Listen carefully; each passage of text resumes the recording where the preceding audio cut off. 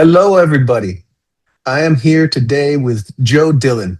He is an author, a speaker, and the creator of the Power Up Method, which he's got a forthcoming book for or about. Joe, thanks for being here. Hey, thanks for having me. I'm looking forward to chatting. Absolutely, me too. So, Joe, just tell me a little bit about yourself. I know what. Well, I guess to start off, what is this Power Up Method that you've been telling me about? Yeah, so the Power Up method is a way to have structured conversations with your spouse that actually result in a tangible outcome. And in my current slash previous life, I've am or have been a divorce mediator for the better part of 20 years. And I've watched people have the same conversations over and over with really no result. And I'm a big fan of going to therapy. I'm not knocking anyone who's in therapy, but sometimes the therapeutic approach is more about sharing and using I statements and things like that. But there's really no way to get to a structured endpoint in which you both come to an Mm. agreement. And that's the one thing that I saw time and time again in my practice. So said, I'm watching these same patterns happen over and over and over and over as a impartial observer, and that's what led me to create the Power Up method to give people a structured way to speak the same language and then hopefully have better conversations, better outcomes, and put myself out of business as a divorce mediator. Sounds like a plan. That would be Yeah, lovely, wouldn't it? it sure Um, would. Boy, I don't know if it'll happen, Guillermo, but fingers crossed. just curious, do you find are you more busy now than you were, let's say, like 10 years ago? I think it's about the same. The cases are different just because in back in the day, it was more about we could separate our households. We're going to do this parenting plan, dot dot dot. Now it's more about how the heck are we going to do this? How are we going to live together? How am I going to buy you out of the house because interest rates are Mm, so high, housing costs are so expensive.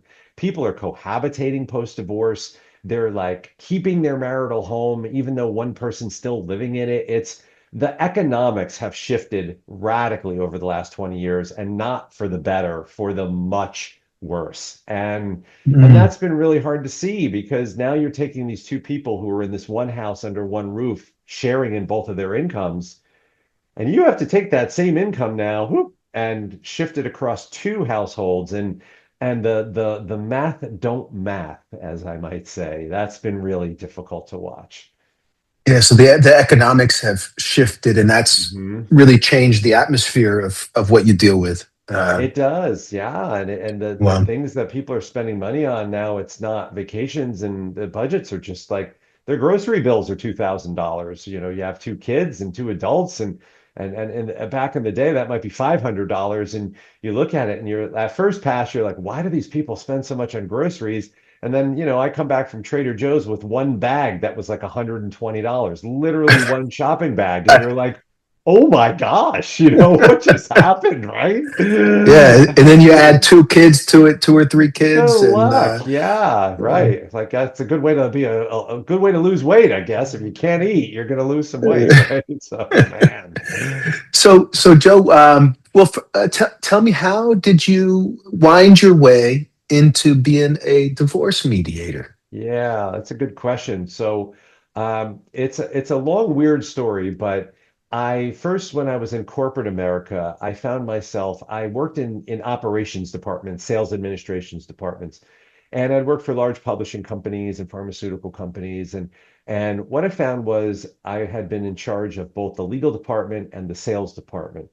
And we worked with these large subscription-based models. And so we would be selling to these tech companies like, the Microsofts, the Apples, the IBMs of the world. And the customer would want to subscribe to our product, give us multi-million dollar contracts. The salespeople just wanted to like get their commission check. So they didn't care what the terms of the deal were. They're like, I hooked the fish, give me my money, right? And then the legal department who has to sign off on this thing is like, nope, we can't do that. Nope, we can't do that. Nope, we can't do Mm, that. And now I'm the guy who's responsible for like processing these orders and getting them up to customer service and all that. So I would find myself in the middle of legal sales and the customer, trying to just get these deals done a lot of times. And what I didn't realize at the time is I was mediating. This is back in the 1990s, in 2000s, where mediation wasn't really a term that a lot of people used. And after years of doing that and being in corporate, I got out of that, and there was some downsizing at a company I was at. And then I was speaking to all people, my mother-in-law, and she goes, maybe you should be a mediator. And I'm like, what the heck is that? And so she had a friend who was a mediator, and I spoke to her and I said, well, this sounds interesting. And then one day, I was living in New Jersey at the time. I joined a professional organization, took a course, and as they say, the rest is history. And previously, when I was in my corporate life, I had taken negotiation classes at Harvard. And that's what really piqued my interest, the Harvard program on negotiation. It was one of the sort of like bleeding edge classes when it first came out in like 1999 or something like that, teaching this negotiation theory. And that's really what spurred my interest. And over the time, years and years, I said, what could I apply this to? And my parents litigated their divorce when I was a kid. Mm, So they had a very acrimonious divorce. So that was a perfect backstory, right? I love negotiation. My parents had a terrible divorce. I'll use this and apply it to divorce and divorce mediation. And ever since then, I've been helping thousands of people avoid court, avoid litigation, hopefully become good uh, parents or be good co-parents, right? Because my parents just poof, blew it all up, and that was pretty much the end of that. So I really don't didn't have a I didn't have a relationship with my father at all. Like he just disappeared. And my mm, relationship with my mom isn't great and pretty much non-existent now, just because she never really moved past the divorce, and it was just mm. really hard on me and my family. But I didn't want that to happen to other people. So that's, I guess, the long-winded answer to your question on how I got into what I got into.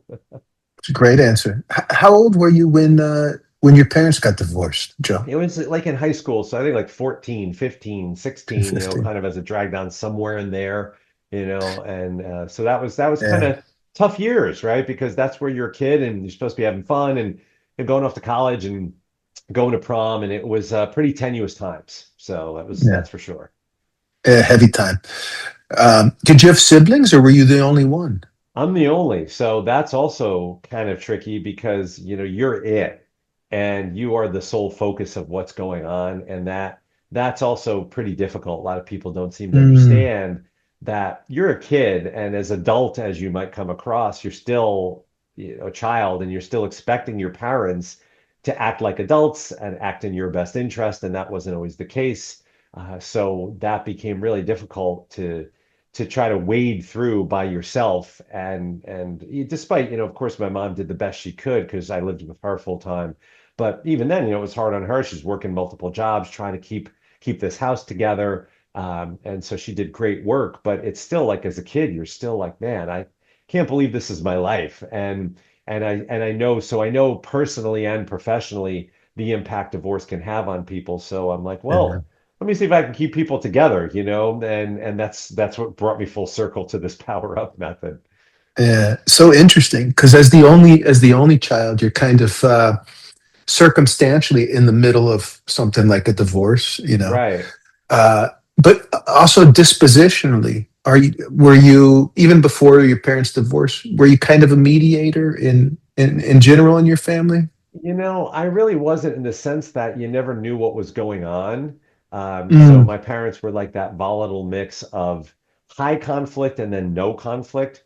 So it was weird because, they would fight and then they would not talk to each other for days or weeks or sometimes months. And the arguments were like so loud and then it was silent. So it was this sort of whiplash in our house all the time about how they simply didn't know how to communicate. There was no mm, question about it. And then after a while, what was kind of sad and but true is when my dad moved out, my mom was really upset and she's apologizing to me. And I'm like, in my brain, I'm like, thank God it's finally going to be quiet around here. Like, you never knew when something was going to happen. So while it wasn't great to not have your parents together, at least it was like, oh, thank gosh, this tension at least is gone. And for mm, whatever form this is going to take moving forward, it's better than what it was. Even though what was yeah, terrible, it's at least now it's just bad as opposed to terrible. So if that yeah, makes yeah, sense. yeah. It takes doesn't change the situation, but takes some of that tension out of it so Yeah. that it's a little bit more calm. So Absolutely. you really got to see experience kind of the the challenge of what can happen when two people aren't kind of getting along, Yeah. communicating, hearing Hmm. each other, knowing how to be with each other. Yeah. And it's Um, hard because you always like you all come into come into the marriage with different perspective, different language, different ways you communicate. And so trying to put together a methodology that both people can use so that even though they might not understand each other on the outside, if they're at least trying to use this power up method and say, okay, we're going to at least, if we've got big things to talk about, we're going to use a structured approach that at least removes the language barrier, if you will. And I always, my wife knows that I've been married 21 years now, and my wife Cheryl is like, she looks at me because she knows the way I speak. And it took her a long time to accept that this isn't me trying to manipulate you. It's not a game. It's just literally how I communicate. And so she now, which has been really rewarding, will come along and she'll try something, right? And she's not a professional like me, and it's totally fine. But I always appreciate when she uses one of my techniques or you approaches me in a certain way.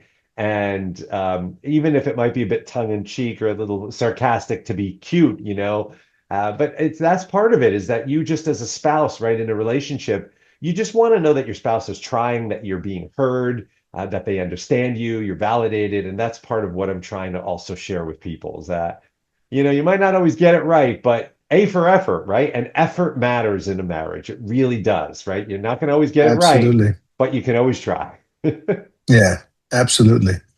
Um, Effort matters, and what you do outside moments where there's challenges matters too. You Yeah. kind of Yeah. build up that uh, relationship currency, let's say, something like that.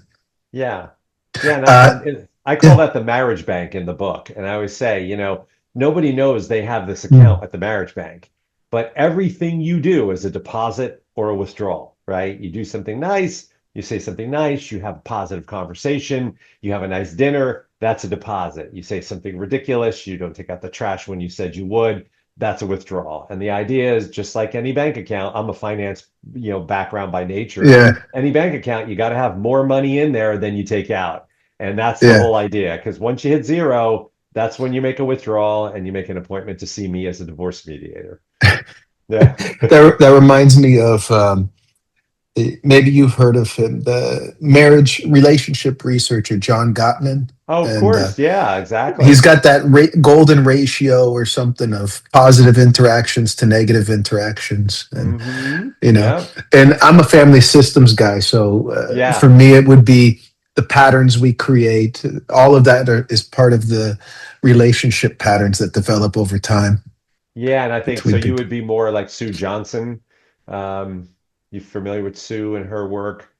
I, I, I'm not sure. Sue Johnson. I got to Yeah, look she's her up. big into family systems and things like that. And yeah, and it's funny, right? Because in my world in mediation, even though I'm not a mental health professional, I kind of am sort of adjacent to that world, right? Because we have Hmm. kind of a joke. It's not a ha-ha joke, but it's like I'll say to clients, look, mediation is therapeutic, but it is not therapy. You need to be speaking to someone else. I am not a therapist. I don't play one on TV. I was like, it would go horribly wrong. I need you to have a therapist behind me so that you can work through those things and then come in here in a healthy space to work through the tactical stuff that This, has to happen for a divorce, right? yeah.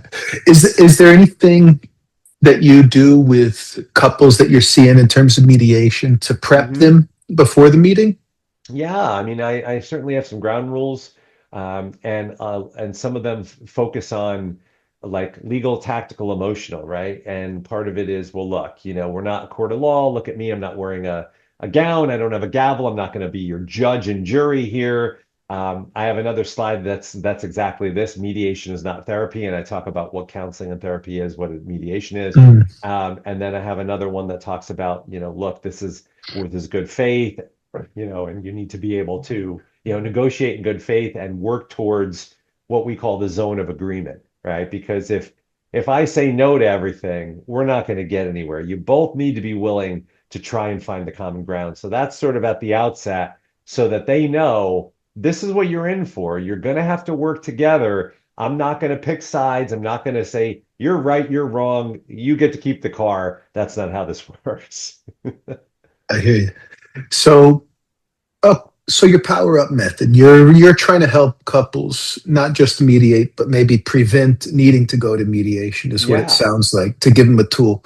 Let's tell me more about how you came up with this method, what it entails, the parts of it. Yeah. So in my mediation practice, one thing I noticed over and over, a lot of times people ask me, of course, they probably do the same for you, is they ask you about people you've talked to or people you've worked with or stories you've got and all these, right? And our worlds are strictly confidential, so there's no stories. I'm very boring at a barbecue. I can't tell you anything. But what I can talk about broadly is the patterns. And Hmm. folks will ask me, they'll say like, well, okay, Joe, what brings people to your office? Is it money? Is it sex? Is it infidelity? Is it kids? Like, and I say, you know what? It's all of that and more. However, and this is negotiation. It's the position behind the position that got them here. It's not the money, it's not the kids, it's not the sex life. It's something that's universal underneath that's driving it. And our job as negotiators, and it's almost in a way, this is why I say it's therapeutic, not therapy, is to just ask questions and poke and prod and try to get around the barrier and get underneath the hood and then get to that aha moment, right? And that's how we make a breakthrough in terms of coming to agreement in a divorce. But the pattern that I see, Guillermo, time and time again is what I call in the book the I've decided pattern. That's what I've noticed drives 100% of my divorces. It's not the decision to have kids. It's the decision that one spouse decided the other spouse would stay home and raise them and give up their career. And now there's resentment because they're not on the same page. This person's now wanting alimony. This person doesn't want to pay it. They're in an argument about it. It's because 15 or 20 years ago, one of them decided the other one would stay home, or one of them decided that they would spend money on clothes and cars and things and not save for retirement, or one of them decided that their kids would play football or the piano or go to private school when the other person was perfectly happy in public school. And those resentments stack up over time and lead Mm, people to divorce. And that's where you get to folks. And that's really the whole goal of this method is to say, look, you, we all want things. Of course, we're hardwired to want things. But guess what? You have to recognize as a negotiator what you want. The other side has no reason to give you what you want. None. There's no reason. Like a perfect example is I play the guitar. So if I go to my wife and say, "Hey Cheryl, you know what? I really want to buy a new guitar." She's probably like, "Well, I don't play the guitar. Why do I want to spend $2,000 of our money on a guitar for you?" Right? Now, of course, she loves me and she wants to support me, right? And that's what's behind a marriage. But she looked, what? Well, I want, I don't know, a new kitchen or whatever. That's $2,000 that could go towards my new kitchen. Right? And that's where in marriages and in negotiations, and you have to recognize that somebody doesn't have the reason to give you what you want.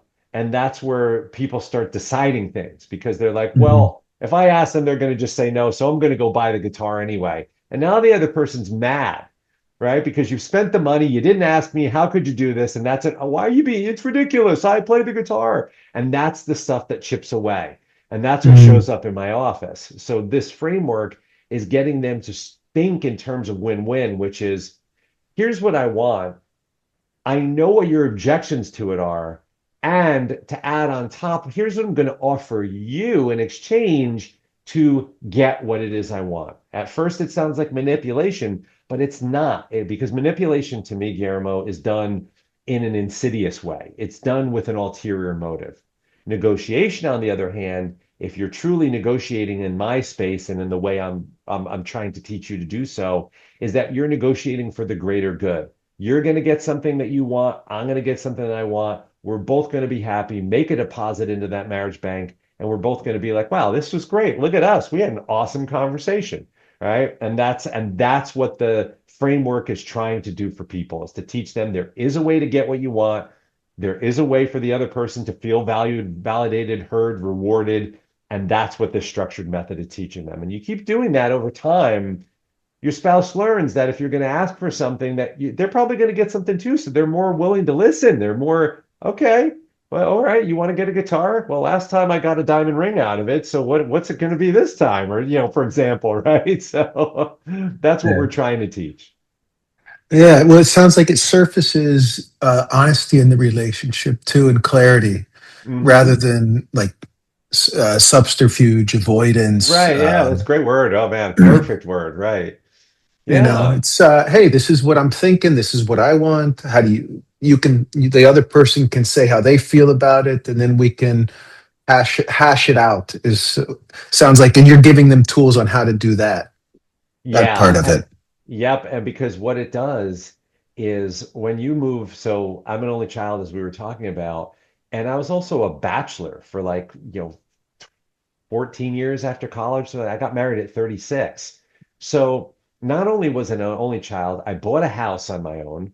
I decorated it the way I wanted. I kept my own hours. I did all those things. By the way, Cheryl also she was 35. She owned a house. She's single. She owned her own house. So the two of us came into this relationship like, well, we can just do whatever we want. And at first, right, it was a really tough shuffling that deck and blending those cards together. And what a lot of people never learn in a marriage is that they have to do that. They have to give to get. We're so busy either doing what it is we want because nobody told us no, right? That's what, bachelorhood in my example was. And then we just think that's going to carry on to our marriage. And now we have this other person we have to check in with, huh? And then, as an added bonus that makes it even more difficult, is that we don't think about the other person because we're so busy thinking about what we want. And what you Mhm. don't realize is the best way to get what you want is to think about what the other side wants. That's so foreign to everybody. Well, why do I care? I want to go to Vegas. I want a new guitar. I want a dog.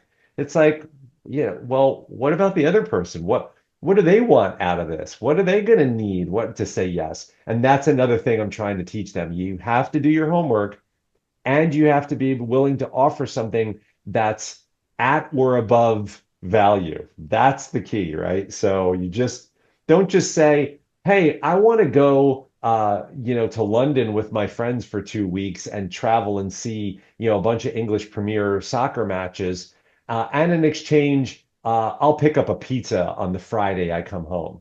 You're like, wait a minute. You're going to gallivant London, for 2 weeks with your buddies, spending tens of thousands of dollars to go to soccer matches, and all I get out of this is a pizza on a Friday night. Yeah, that's not a good trade, right? I hear you. It's I was talking about this the other day, and I think you're hitting on it too. That when you are more clear about who you are in the relationship, you actually consider the other even more. You know, Sure. and one thing that you said that stuck out to me was this idea of considering the other. I always think of it. I also think of it as thinking about what type of a little more long term. What type of marriage do you want in 2 years, Right. 3 years? Yeah. Kind of having a what atmosphere do you want to create that you're going to be living in? Yeah, right. Yeah, and I'm a big baseball fan, so I'm a big Chicago Cubs fan. And one of the things I always say, like a little joke I have in the book is, your marriage is the most important negotiation of your life because this individual really controls a lot of your happiness. And in my case, controls, the remote and whether or not I get to watch the Cubs game tonight. So, and that is really true when we think about those people and what kind of, like, I love what you said, what kind of environment, because you're going to be living in that environment too, stewing in all that marital strife and tension. So I much rather would just have a happy-go-lucky kind of, positive place where we can joke and we can not take each other seriously. But Mhm. even when it does matter, we of course do, but it's with that lightness of heart and knowing that that other party always has your best of intentions. I love Yeah, I love that word lightness. I always think yeah. about it. I always ask people about lightness, flexibility. How could you Hmm. get more of that in your relationship? You Right, know, right. Yeah, how, key. how do you do it? How do you bring lightness in your marriage? So we're both, it's interesting. Both of us are originally from the East Coast. So we're in California now, but we're originally, from New Jersey, New York. And so we're both cut from that sort of talk fast, sarcastically cloth. And that helps a lot because we've built up so much trust and such a balance in Mhm. our marriage bank that we know that when somebody says something snippy, it's funny. It's meant to be funny. It's like perfect example. This morning, completely serious. This exactly this morning happened.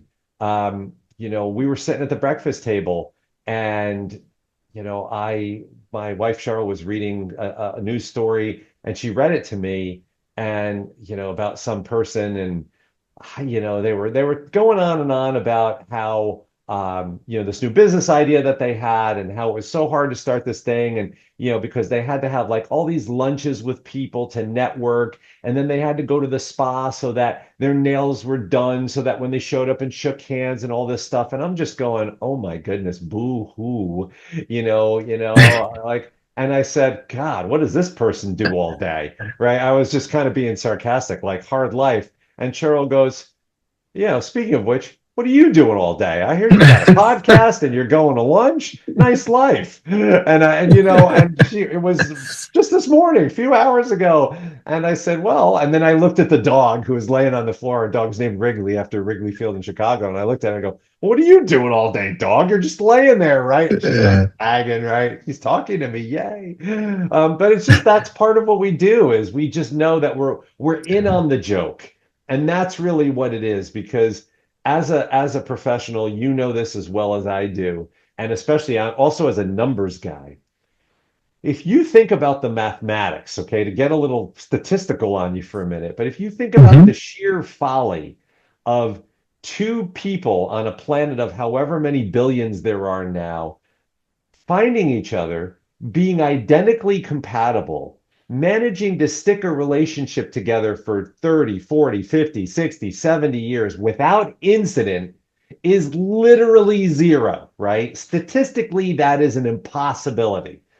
If you recognize that, you know going in that there's going to be peaks and valleys and bumps and bruises, and we should just all get over ourselves because at the end of the day, it can go one of two ways. You can stay together or you can get divorced. You can be happy, you can be sad. And, I'm going to choose happiness. I'm going to choose to stay together. But guess what? That requires work. Right? You need to Yeah, beat those odds because the odds are kind of stacked against you, and you need to recognize the folly of it all. That's the word I typically use is that it's absolutely preposterous that anyone could remain married. So when you recognize that and the silliness behind it, you just realize that all of the rest of it is noise. You just have to figure out how to keep the ship going in the correct direction when it steers off course. yeah, and I think not taking yourself too seriously, not taking things personally. To Hmm.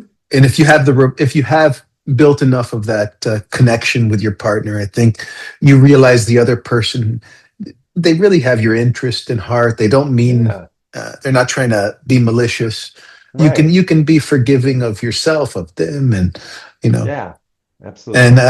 I love that idea of not taking things too personally. It can be such a good skill to have, I should say. Yeah, because you'll know when your spouse is serious, right? They'll file for divorce or they'll, wind up in your They'll office or let you something. know. Yeah, you'll know, but the rest of it is pretty much noise, right? The rest of it is really noise. And then what I also say, and this is also hard for people to hear, is that as a negotiator, what I say to folks is it's not only whether you want it to be this way or not, it's not only your job to get yourself what you want, but it's also your job to get the other person what they want. And they're like, that's ridiculous.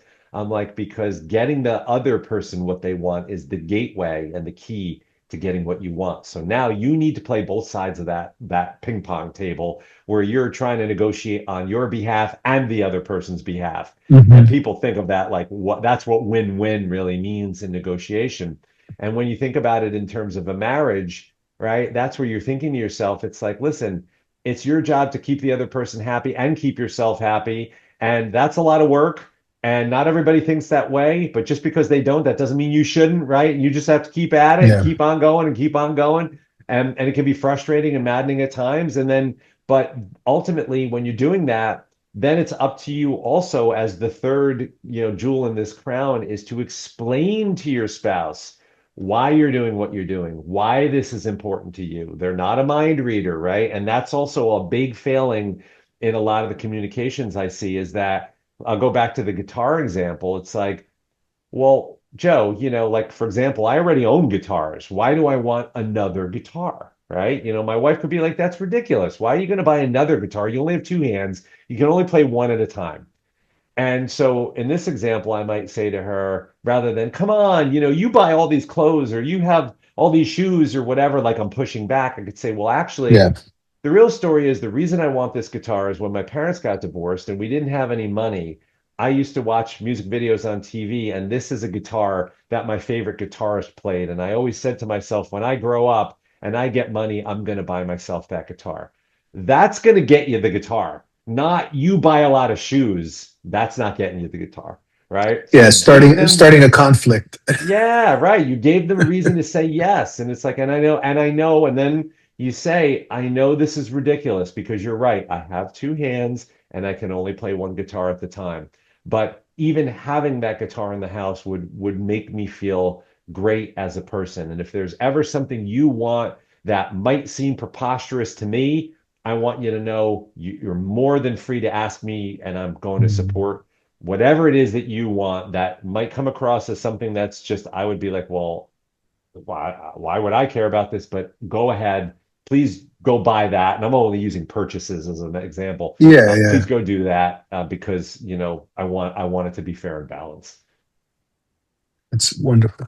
I think it's seeing moments of tension as opportunities to, rather than move into create conflict, that actually opportunities of connection. Yeah. If you can manage yourself well enough, you can really use them to get closer to the person that you love. Yeah, they share, and the more you share with them, and it's so funny. As I shared, I've been married 21 years, and my wife and I were sitting outside in our patio in the backyard, and this is a few months back ago, and I think we're just sitting there, having a glass of wine, just how was your week, unwinding, and then she started telling me something, and then it morphed into a story, and it morphed into another thing, and before she's like got tears running down her face. And I'm Mm. just like, wow. I'm like, what is going on? We're just unwinding. And she's sharing this story with me. And I looked at her and I was like, thank you for sharing that. I'm like, I I've been married to you for 21 years. I've known you for 23 years, and I didn't know that about you.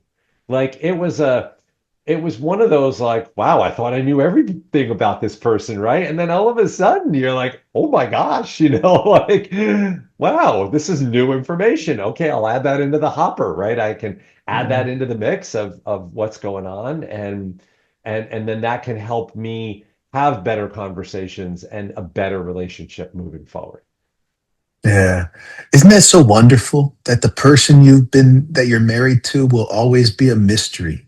Yeah, and that's good. And you don't It's a have to know beautiful thing. everything right now. It'll all evolve over time.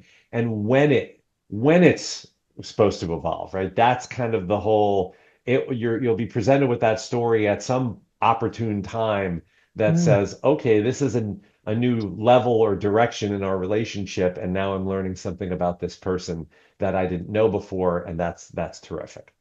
Yeah. Yeah. And even if you know a story, we're both people are evolving all the time. Mhm. I don't know Yeah. about you. I'm not the same person I was 3 years Gosh. ago. Right. Yeah. You know, and Yeah. so you're always kind of bringing your experiences to the other person. There's always opportunities to connect, and it's, I think marriage is a beautiful thing. Yeah, absolutely. I look at it like I view it as two people who are on parallel paths. And every so often, the paths aren't parallel. Sometimes you're doing this, sometimes you're doing this. But as long as you're still tethered together by this sort of invisible rope that keeps you from getting off camera, like, right? Yeah, It's too like, far yeah, apart, too right. distant. Yeah, because, there are moments where you're busy at work, you're busy, you're raising young kids, some sickness in your family that's drawing one of you in a different direction. You remember that you need to continue to recreate those connections, kind of reel that person back in a little bit so that you're not too far away, because eventually that stretch, that string stretches and stretches and then it snaps. And now you're floating adrift in opposite directions. And that's exactly what a divorce does, is it Yeah. says you've now moved too far away where you're no longer tethered together in any, measurable Mhm. way. And therefore you're off in space and there's really no way to get you guys back together. And that's the hard part, because I'm always a believer, even though, a lot of people, yes, they get divorced. I'm always a believer that unless there's something that is so egregious, like domestic violence, or someone has substance abuse issues they refuse to address, right? Gambling addictions. I'm like, if you really want to, I think you can dig down deep and you can do the work and try and fix your marriage. Not all of them, of course, if there's a Mhm. hurt or something that one individual's carrying. But for some of the picayune, petty stuff that we all go through, yeah, you're right. I mean, of course, do I wish my spouse did X, Y, and Z? Yes. Do they wish I did A, B, and C? Yes. All right. But over 20 some odd years, we've come to the uneasy truth that, like, my wife, she just doesn't cook. And, like, I tease her. I'm like, she's like, you don't understand. I grew up where everything came in a bag or a can. My mom would open a can of peas and cut open a bag of, frozen pasta and put it in the pan. And that was our dinner. And meanwhile, then I remember, so my family owned restaurants growing up. So I've been cooking since I was yay high. And so, as much as I would love my wife to cook, it's never going to happen. And I have to be okay with that. Can't Well, keep being that you way. might not want her to cook, and I don't know what the outcome would be, Exactly. Joe. Yeah, and I've said I'm always willing to be surprised, hon. Give it a shot. So, Cameron, what I've actually switched to is you're responsible for dinner. I was like, that can mean takeout. That can mean you picked it up from somewhere. Beautiful, That's what it, and beautiful. that's how you learn to work together with your spouse, right? And then what she still thinks is, because what she does is she looks at me, she goes, God, he's like a chef, even though I'm not a trained chef. And she panics and she starts asking me what I want for dinner, and then how to make it. And I'm like, no, no, no, no. It's like, you're freaking yourself out. Just be responsible for dinner. And one night she came home with, like, I don't know, sushi or whatever it was.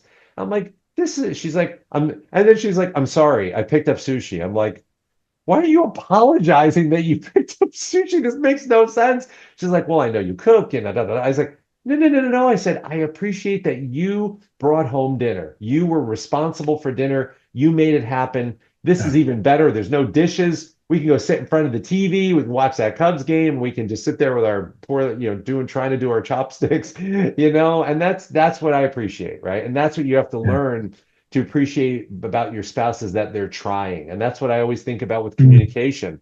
I always look at Cheryl funny and I tease her. I'm like, I'll say, like, she'll try one of my techniques on me and I'll be like, try again.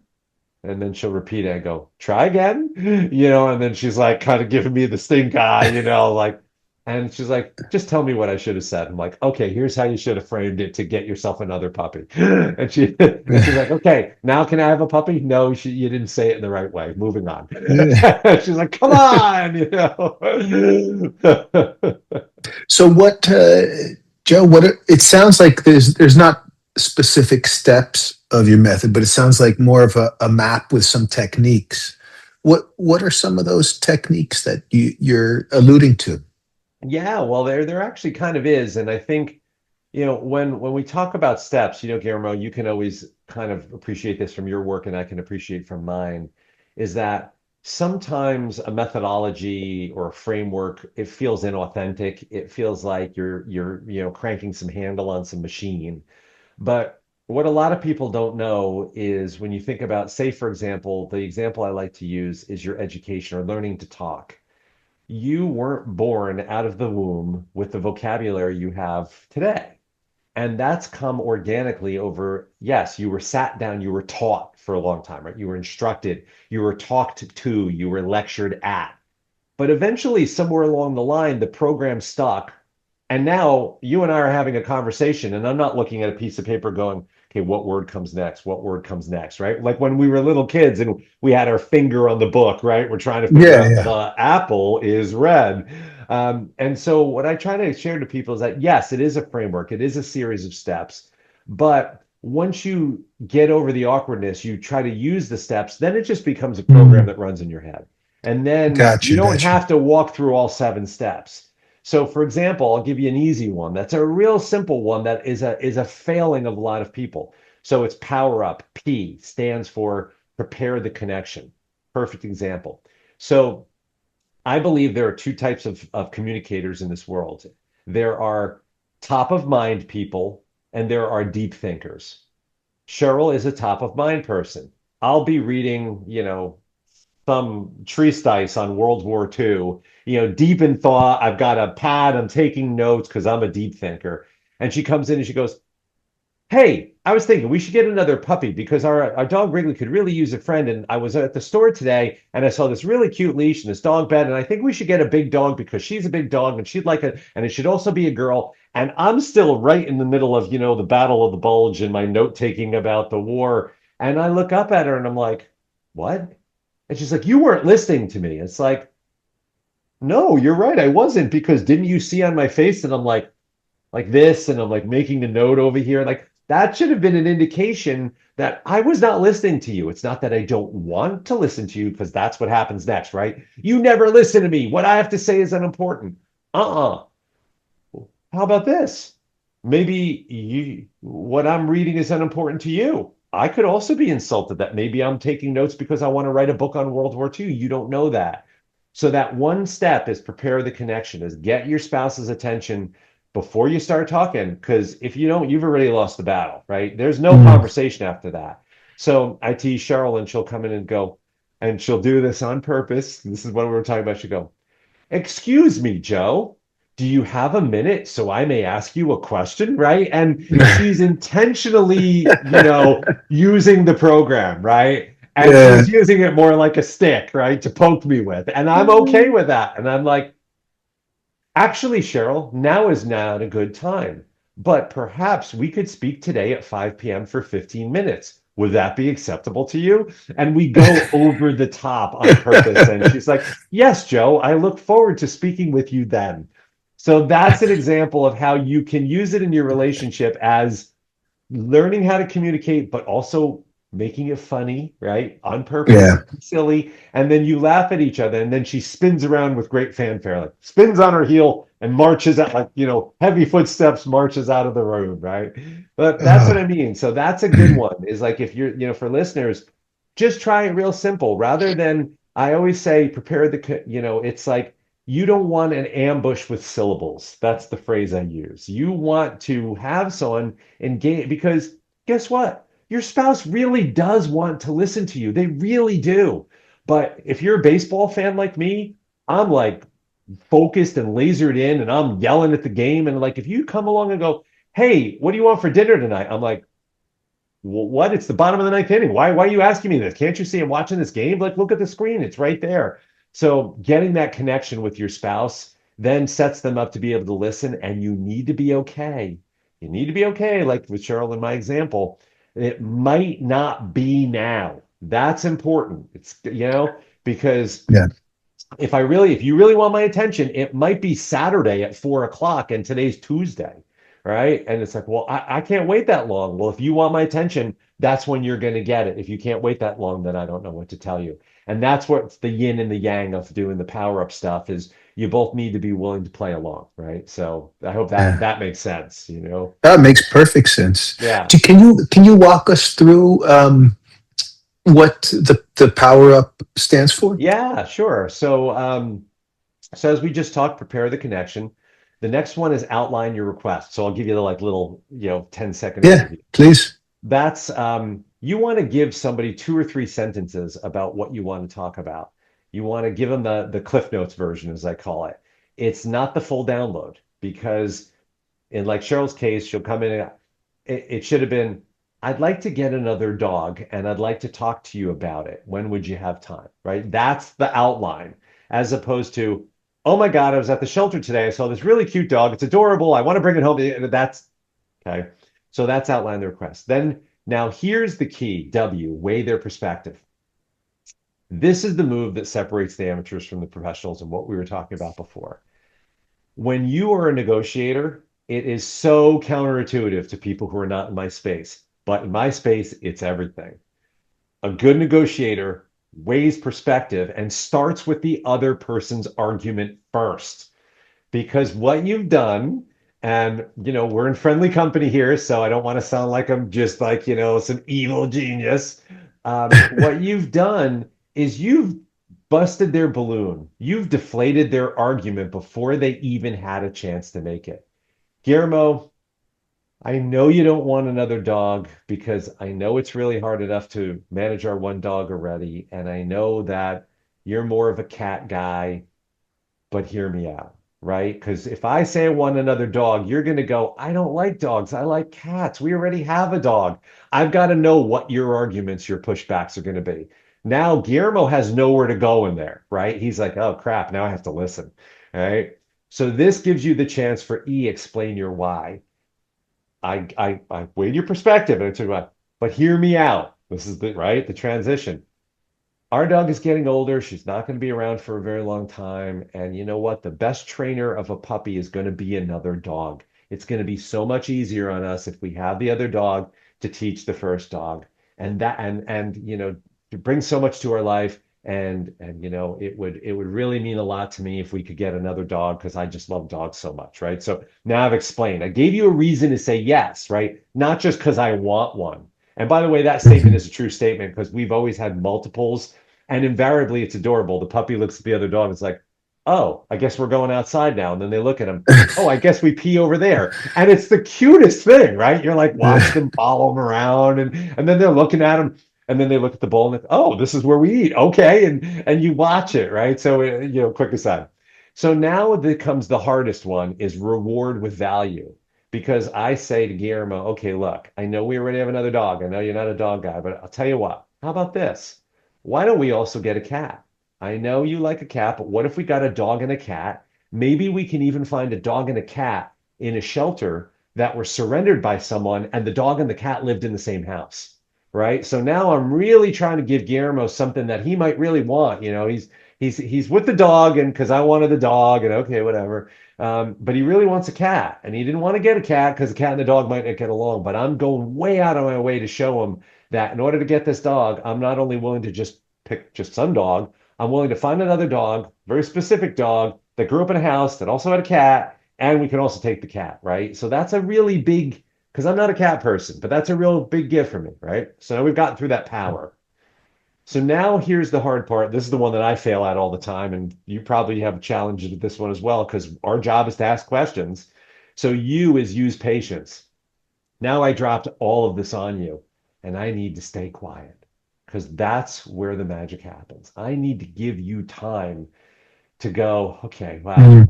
I already got a dog. I don't know if I want another dog. I really would like a cat. Boy, it's three animals. If I really want three animals in this house, like you've got to have time as the recipient of this download to process all of that. And where we fall Yeah. down as humans, because we hate silence, we want to fill it. We babble. I'm a babbler. I get it. My job is to ask questions because, as you would imagine, in my space, people don't talk a lot in the divorce world. So I have to keep peck, peck, peck, peck, right? Yeah. So A lot of probing and lot of picking and probing, yeah. right? And so it's natural for me to go, what do you think? Can we get another dog? Isn't it going to be great? Like, I just want to keep talking. And now what's happened is I'm saying I disrespect you. I just disrespect you to genuinely hear what I said. And I've also stomped on your ability to process and say yes to me, right? And so I have to stay quiet. Then the last P, and that P is proceed accordingly. A lot of times when we get no as an answer, our instinct is like a little kid. I didn't get the cookie, so I'm going to throw a tantrum. I'm going to pout and stomp, and I'm going to say, you never let me do anything, right? It's like, Yeah. In the negotiation space, man, no is information. No is great. I love no because now I know what you don't want. I know what you're not going to give me, so I can figure out what I can get. So no is really powerful information. When somebody says no, now I get to probe. I get to say, okay, well, what about my offer didn't you like? Now I'm testing, right? Well, Mm. I don't know if I can handle three animals. Okay, fair enough. Yeah, three animals is a lot. How could we figure this out? How could we make you comfortable with three animals? And, so I can get a puppy, you can get a cat. How can we work on this together? And then it becomes a mutual problem solving exercise, Yeah. right? So, and that's it kind of through the steps. And of course, there's a lot of machinations and details in between, but what you're seeing is that it's a conversation ultimately that's going to get you to a result that you both want. Or I'm going to learn something from Guillermo that he says, listen, man, I would love to get a cat, Joe, but I simply cannot handle the idea of three animals. Okay, now I need a new tactic, right? Well, what could you handle, right? And then maybe Guillermo says, we could foster a dog, knowing that it's temporarily without shelter. But I want Joe, you to know that I couldn't have two dogs in this house for more than 4 weeks in a row. Okay, I didn't get the puppy, but I got another dog, in a way, right? It's a win-win. It's expanding the Yeah. pie. And so Are there that's ever, that's uh, it. sorry, are there ever times Yeah. when people have a hard no on something? Oh, of course, yeah. But then How do you then manage it's that? because there's not that's where you do get behind. So we always say there's the position behind the position, but Hmm. really it's an onion. There's a tertiary position, there's a whatever four would be, I don't know, quaternary position. There is something, and it's our job to get to that. And that's how we do. Gotcha. We ask questions, we prod. And usually it happens, and you know this, and I know this from our professional lives. Usually it happens kind of in a fire hose. It happens in an explosion. And that's where now, as the practitioner, you need to take the blow. You need to not throw a punch back. When somebody freaks out, you just got to sit there and go, well, this is what I wanted to know, right? I'm not happy with this, but I asked for this, right? I asked for this truth and I got Yeah. it. And so now it's information that you can react to. You'll always get to the answer. You always will. It might be 5, 10, 15, 20 iterations. And I think little kids are great at this. Why? Yeah. Why? Why? Why? Why? You can't have a cookie. Why? Because I said so. Why? And then finally what happens is your mom or your dad gets to, because you'll ruin your dinner and you're going to rot your teeth out and I don't want you to gain too much, right? And it's like, that's really the reason, Yeah. right? Would you say, Joe, that this isn't something necessarily that happens in one sitting around a challenging topic, that it could be Yeah. something that carries over time? 100% because preparing the connection, so for example, my wife, she's starting a new business and she's like, she's gotten better and she comes in and she's like, hey, I want to talk to you about some new business ideas I have. Let me know when you have some time. So what she did smartly is she put it in my court. So now I feel like I'm in charge. I feel like I'm in control of this conversation. And in that case, I might actually be willing to spin my chair around and go, I got 10 minutes now. You want to pull up a chair? So she did even better than she thought she would. This happened this week. I said, you know what? I'm in the middle of something right now. How about 5 o'clock today? We kick off, we go sit in the backyard, and you give me your download. And she's like, great. And so that's what in this example, that's what we did because I had a Yeah. client coming up and I was trying to draft some paperwork and she knew that like I was in the middle of the day but I also knew that what she had to share was important. And so then, and you know this from your world and I know it from mine, now I need to deliver to show that I am willing to make that deposit in that marriage bank.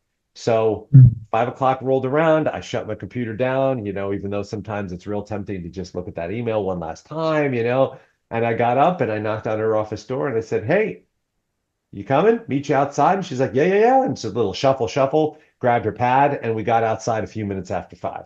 And that is rewarding your spouse by saying, I appreciate that you respected my time and put it in my court.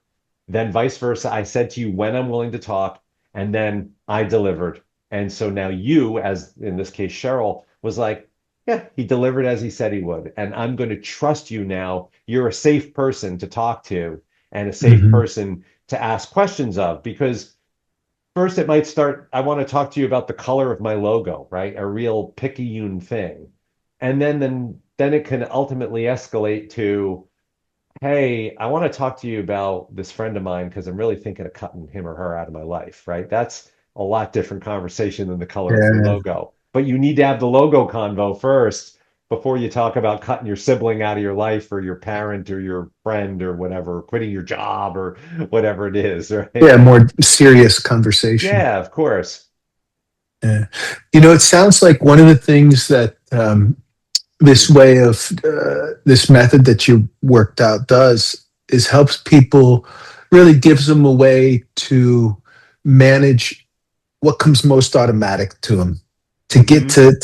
to kind of interrupt those immature automatic reactions Yeah. and to bring some maturity to how they interact with their partner, the spouse. Yeah, absolutely. I use case studies in the book, and they're composite sketches of real couples, but they are people I have interacted with, and their Hmm. clients, their friends, their family.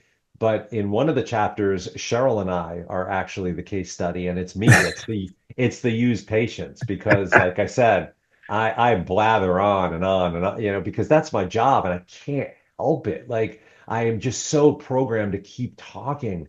And so I even say, look, I'm a trained practitioner, highly skilled, 30 years in the negotiation space, and even I struggle with this step. So I, in my head, when I'm sitting across from Cheryl, I think of it as you for you, right? Like you, Joe, need to execute the you step in your method, right? Like, and so I just sit there, use patience, counting, quiet, Uh, quiet, quiet. Bite your tongue. All right, sit on your hands, do what you got to do, right? And that's it. And we all have those interrupters. Cheryl is the prepare the connection because she is a top of mind person. So she tries to, let me know when you have some time or I need 15 minutes, Yeah. right? So, and you don't have to use it all, right? That's what the thing. It just runs on autopilot. You pick out the few that could help you in the beginning. Sure, use it as a structure, even use it as like I said, a funny stick to poke your spouse with, but my goal is to have both people reading this book and reading the methodology and understanding that, when we all try these things, and I'm sure you get this in your space as well. In my experience, there's a lot of couples where one person went to therapy, not both of them. Yeah. And now what happens is the one person becomes self-actualized and has new tools and is starting to talk and think in a different way. And they bring that home, and the other person is like, what fresh nonsense is this coming out of your mouth? But meanwhile, now the other person who's doing all this good, hard work is now insulted because this person is kind of putting down all the work that they're doing.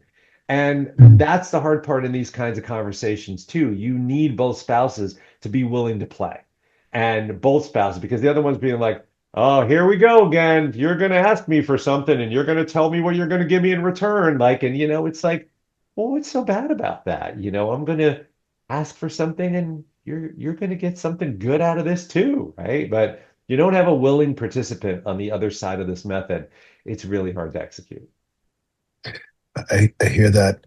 Yeah. So, Joe, if you had to leave the audience with something that a word of wisdom, something that stands out to you that you carry with you that you use often, what comes to mind?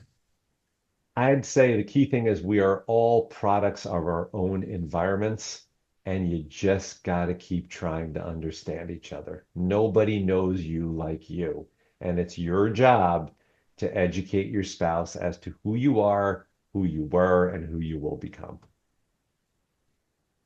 Beautiful, Joe. Yeah. Thanks for chatting. Yeah, my pleasure. Thanks for having me. I enjoyed the conversation. Me too.